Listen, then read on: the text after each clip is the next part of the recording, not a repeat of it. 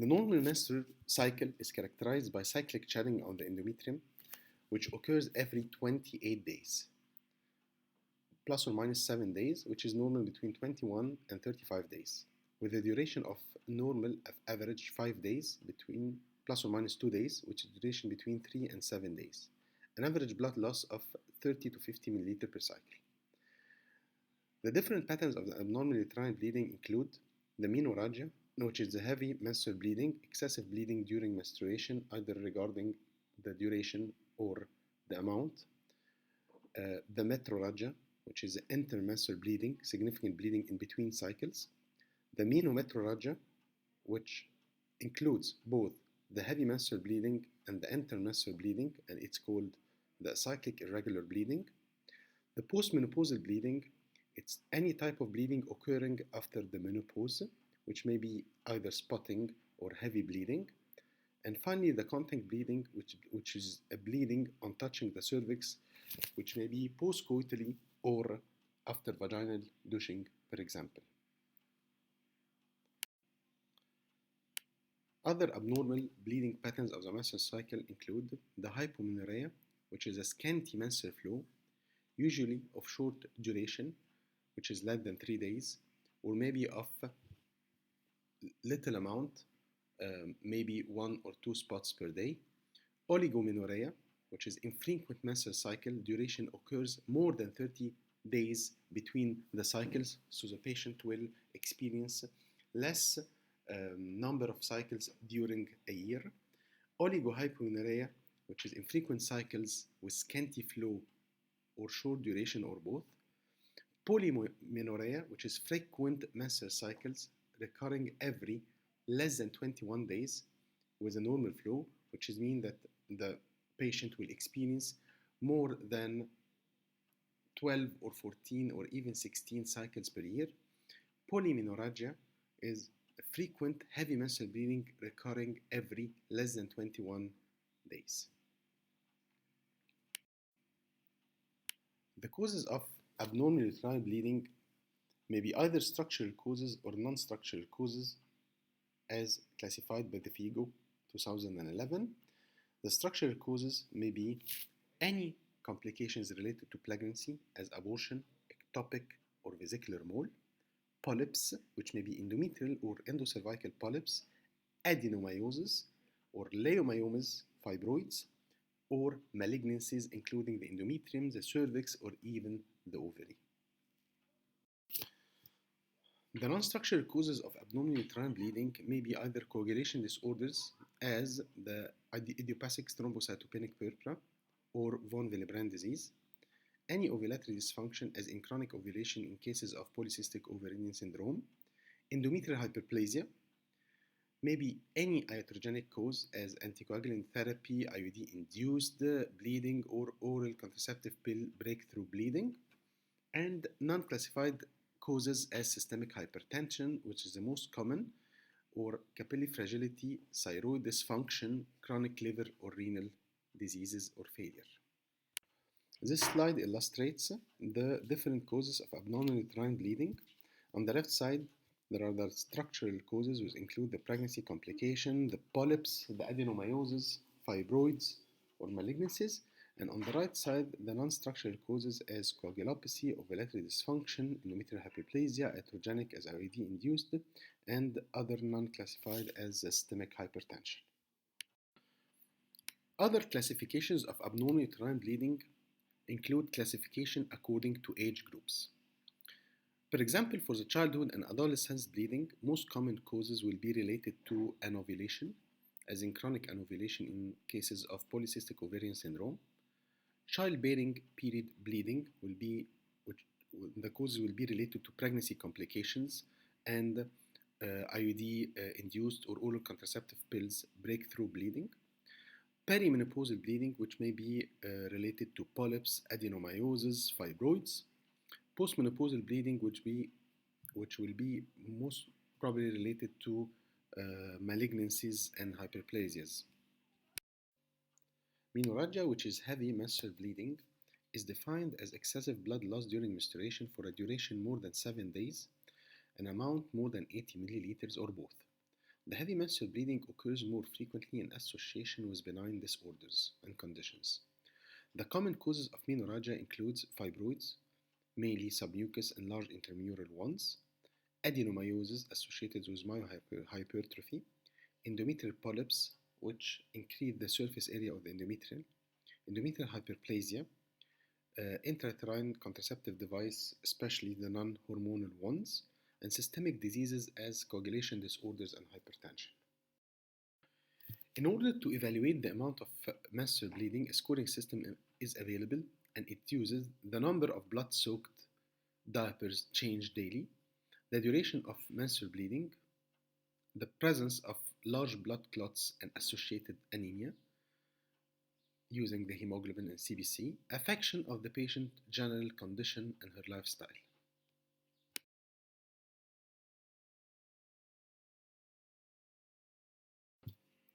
Menorrhagia is defined as significant intermenstrual bleeding occurring spontaneously, not related to the menses.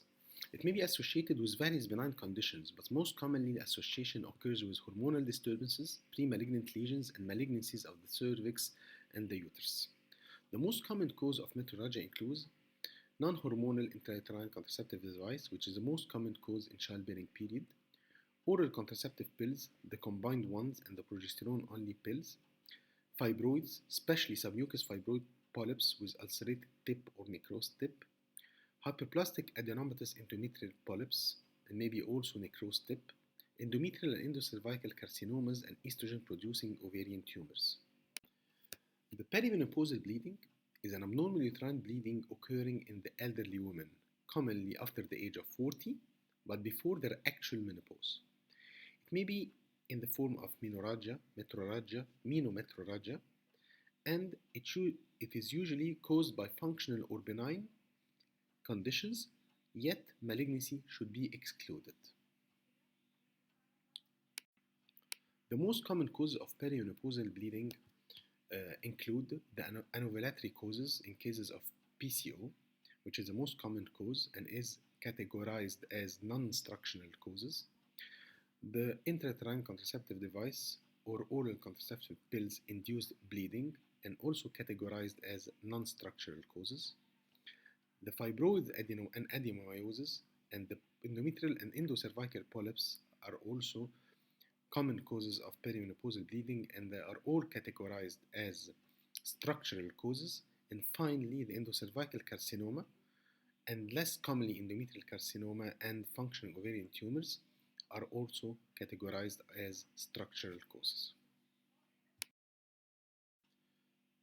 The postmenopausal bleeding is an abnormal uterine bleeding that occurs in a menopausal woman after complete cessation of their menstruation for 12 consecutive menstrual cycles.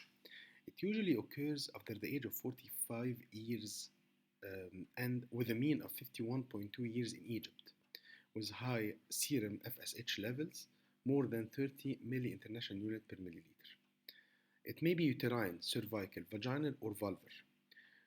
Although the postmenopausal bleeding is always abnormal, the most common underlying etiology is usually benign, but premalignant and malignant lesions should be excluded and looked through to exclude any cause of malignancy. The most common causes of postmenopausal bleeding are the iatrogenic cause, which may be caused by hormone replacement therapy or estrogen replacement therapy in menopausal women.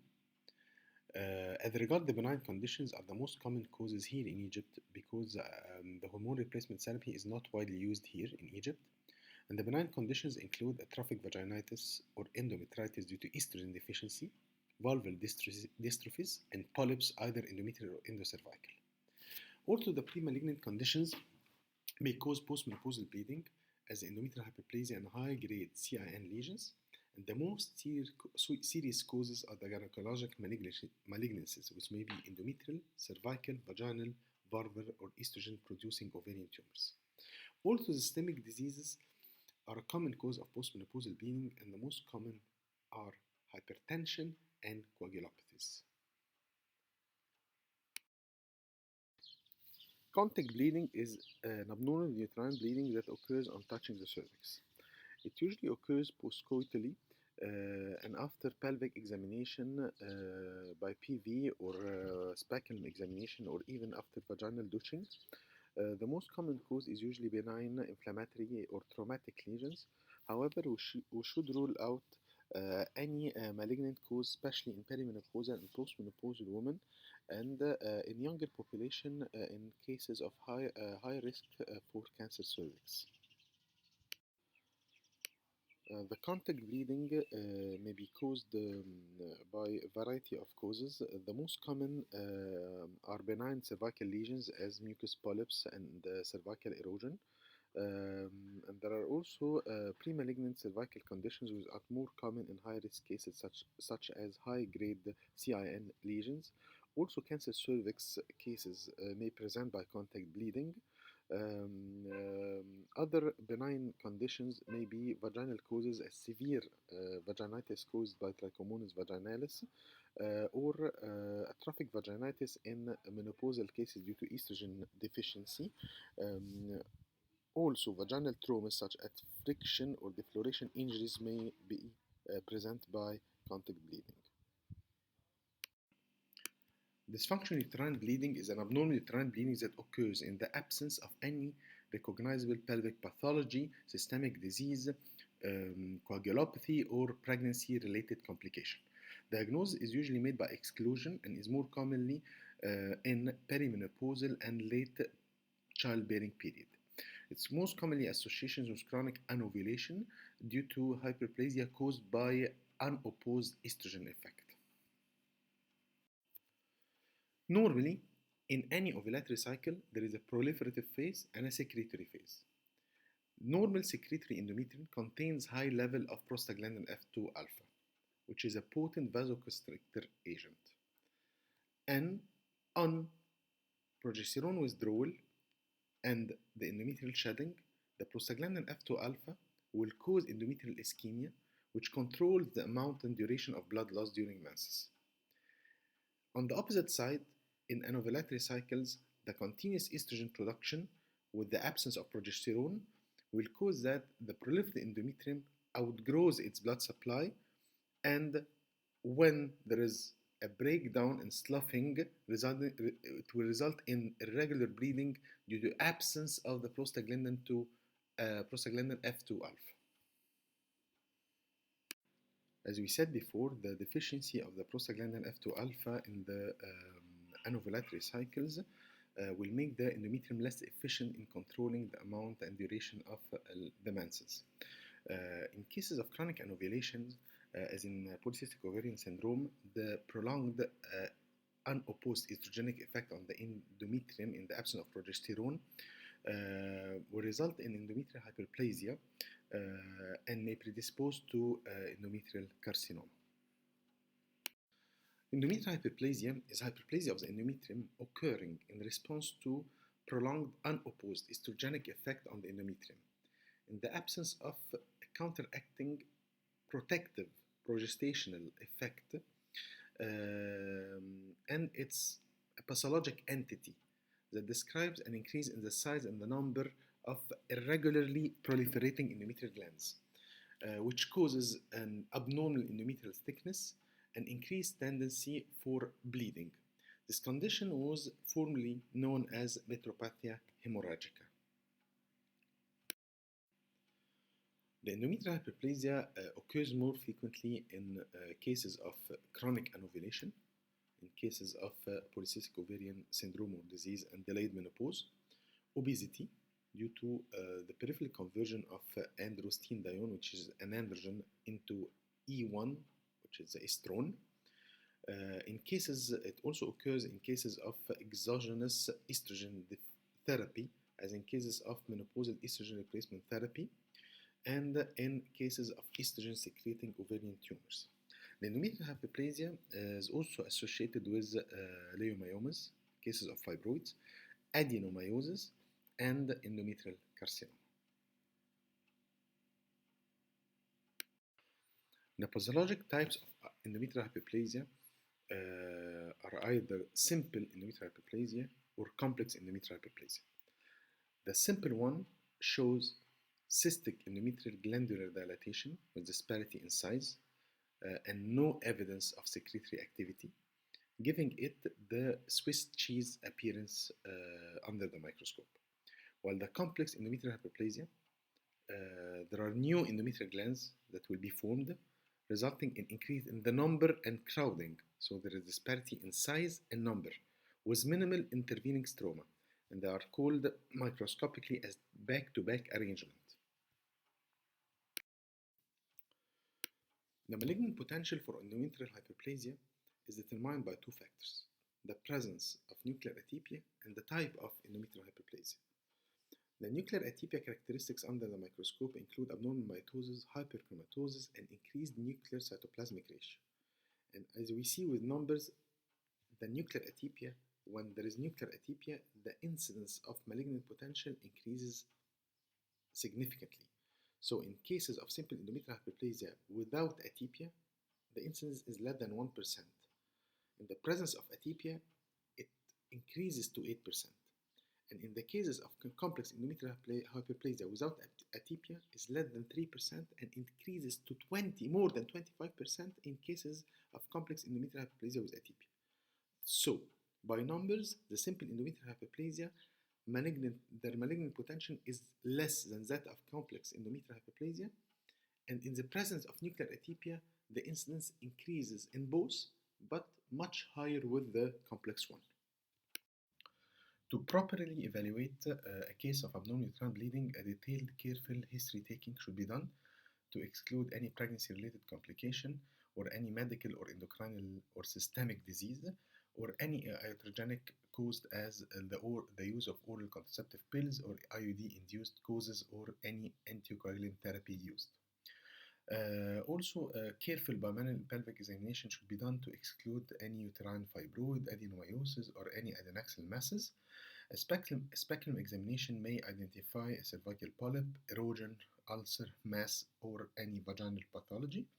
A pap smear also should be done to exclude any CIN lesion.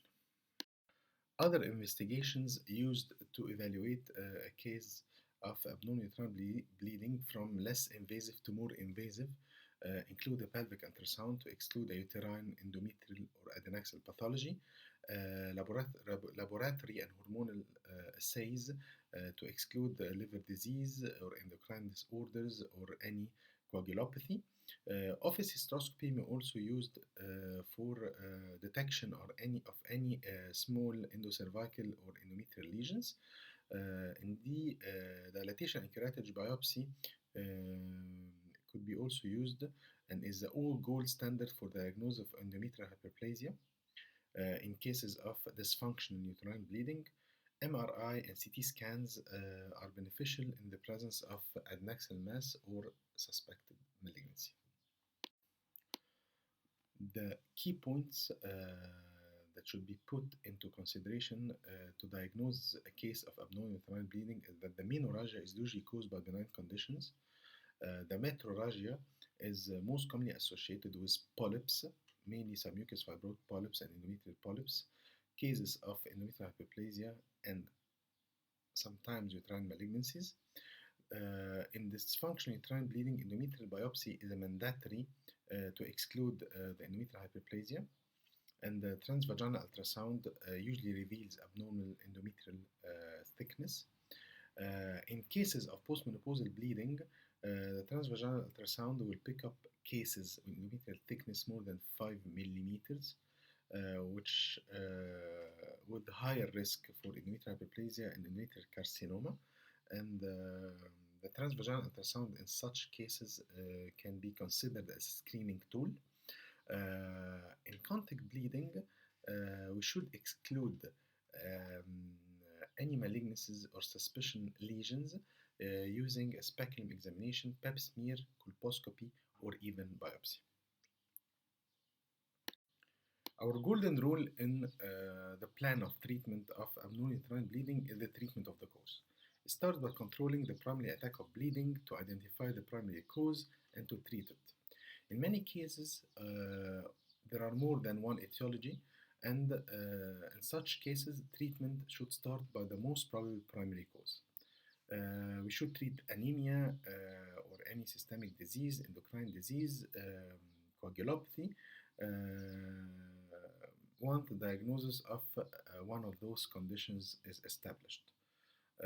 Treatment will depend on the severity of bleeding, if it's primary or recurrent, previous treatment if received, the age of the patient, desire for fertility, and the final diagnosis of the primary etiology. The treatment of a case of abdominal uterine bleeding during an attack or our effort will be directed to treat this attack first before treating the cause of abdominal uterine bleeding. So we will use the antifibrinolytics such as tranexamic acid, 500 milligrams 3 times daily orally to convert plasminogen into plasmine and thus inhibiting the fibrinolysis. The non-steroidal anti-inflammatory drugs such as mefenamic acid could be used 2 to 3 times daily, which decrease the senses of vasodilator prostaglandins to decrease the amount of the menstrual flow by 50% and to restore the endometrial homeostasis and to minimize the pain. Also, dilatation and curettage could be used to stop the bleeding and to obtain an endometrial biopsy to exclude endometrial hyperplasia. So the endometrial biopsy, the DNC, dilatation and curettage, or endometrial biopsy, could be used as a therapeutic and diagnostic tool. As regards the hormonal treatment of a case of abdominal uterine bleeding, our aim is to correct the unopposed estrogenic effect of anovulation and thus inducing timed menses and regular cycles of average amount and duration. The most commonly used are the cyclic combined estrogen progesterone drugs. The best example is the oral contraceptive pills used for 21 days per month for 3 successive cycles, starting from day 3 of the cycle till day 24.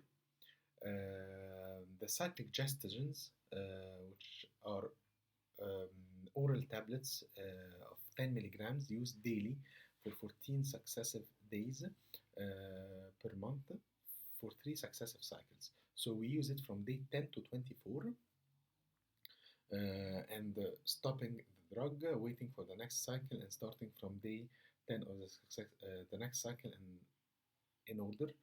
And the levonorgestrel releasing IUD, which is present in the market with the name of Mirena, which causes a continuous slow release of low-dose gestogen, inducing hypomenorrhea, and it's used in cases of severe recurrent dysfunctional uterine bleeding in absence of complex endometrial hyperplasia and endometrial carcinoma. In cases of small myomas and in cases of simple endometrial hyperplasia, it may be used also. In the slide, the role of gestogens in controlling abdominal uterine bleeding and thus preventing endometrial hyperplasia will be explained. Normally, the estrogen has a mitotic effect on DNA level, and progesterone can counteract this action and thus preventing the endometrial hyperplasia. Also, gestogens prevents the overgrowth of endometrium and stabilizes it so that an organized sloughing will occur after progesterone withdrawal. Gestogens also improve the progesterone imbalance, restoring an endometrial homeostasis. And it also restores the cyclic endometrial shedding, leading to cyclic control bleeding. A case of abdominal uterine bleeding can be also treated surgically by DNC, dilatation and curettage, which played a role, a diagnostic role and a therapeutic role. A diagnostic role in obtaining a biopsy to exclude endometrial hyperplasia and endometrial carcinoma, and therapeutic role to control an acute attack. It's indicated in cases with severe bleeding, especially with abnormal endometrial thickness or any suspected polyp diagnosed by transvaginal ultrasound.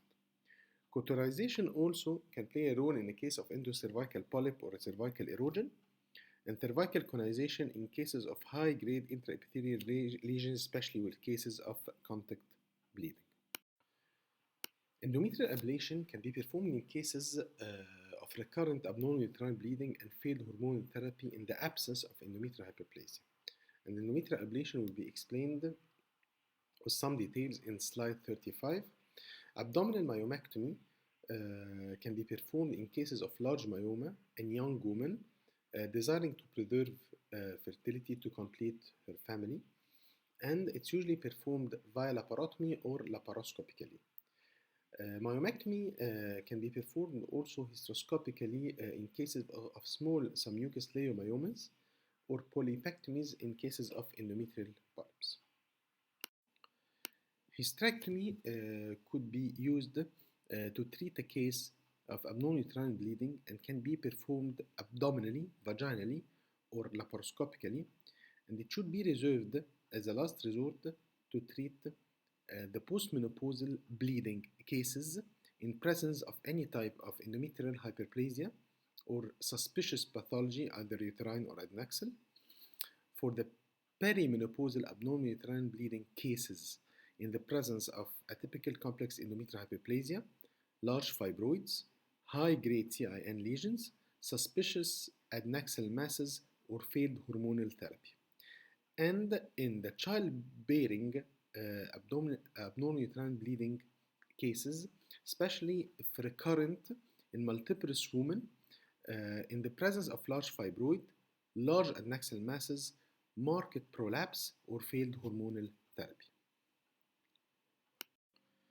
In endometrial ablation, our goal is to destroy the majority of the endometrium and thus controlling the blood loss, with an overall 90% success rate in the reduction of heavy menstrual bleeding in cases of menorrhagia, turning them into hypomenorrhea or secondary amenorrhea. However, 10 to 20% of cases may experience irregular spotting or recurrent bleeding.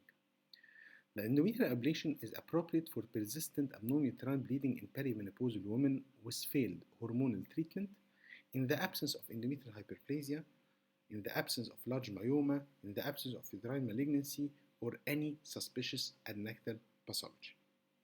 The endometrial hyperplasia can be performed via hysteroscopic endometrial resection as illustrated in slide 37, or hysteroscopic laser ablation, or intrauterine hydrothermal balloon ablation as illustrated in slide 36.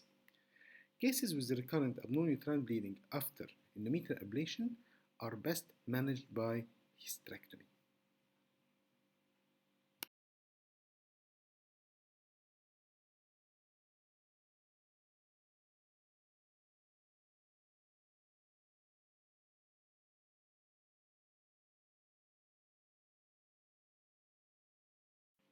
The abnormal uterine bleeding is the commonest cause of female genital tract bleeding and is usually secondary to an identifiable pelvic organ lesion or systemic disease. It may be presented by many forms, such as menorrhagia, metrorrhagia, contact bleeding, or postmenopausal bleeding. Diagnosis of such cases is based on detailed history taking, physical examination, and special investigation, such as imaging as ultrasound, CT, MRI, endoscopies as hysteroscopy and laparoscopy, and laboratory tests. The term dysfunctional uterine bleeding describes an abnormal uterine bleeding case in an absence of identifiable organic lesion or systemic disease. The dysfunctional uterine bleeding mostly occur in postpubertal and perimenopausal periods and is commonly associated with chronic anovulation. The dysfunctional uterine bleeding is diagnosed only after exclusion of all organic and systemic causes of abnormal uterine bleeding. The treatment lines of abnormal uterine bleeding includes medical treatment as hemostatic drugs and non-steroidal anti-inflammatory drugs to control the acute bleeding, hormonal treatment such as estrogen and progesterone, cyclic estrogen and progesterone, or gestrogens alone, or levonorgestrel releasing IUD to induce regular cycles, and finally surgical treatment which includes polypectomy, myomectomy, hysterectomy, and endometrial ablations in selected cases with no endometrial hyperplasia.